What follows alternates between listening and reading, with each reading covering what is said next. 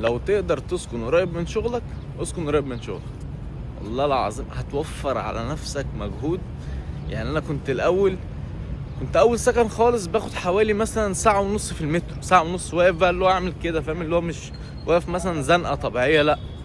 يعني انتوا عارفين المترو الاتحاد بقى، من الاتحاد لاخر الخط ساعة ونص، اكتر من ساعة ونص كمان. فقربت شوية وكنت في البرشا، فكنت مثلا باخد حوالي ساعة.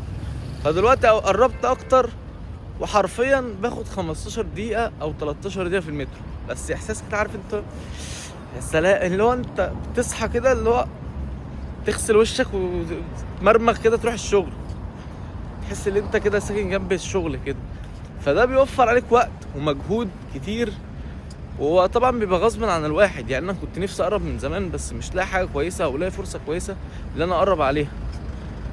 فلو انت تقدر تعمل كده صدقني، حتى لو في سكن اغلى، حتى لو في سكن اقل شويه مثلا من اللي انت قاعد فيه، بس هتوفر على نفسك مجهود كبير جدا، لان راحتك النفسيه اهم. وحوار السكن في دبي هنا دي حاجه من اصعب الحاجات اللي احنا بنواجهها. يعني اللي انت تشوف سكن كويس، امان، مرتاح فيه نفسيا، المكان نضيف حواليك، تعرف تطبخ فيه، تعرف تعمل لقمه، تعرف تاكل. فمش كله هيجتمع في سكن واحد، يعني لازم تبقى مقتنع ان اي سكن بيبقى فيه لازم حاجه كده مش حلو، بس ده طبيعي.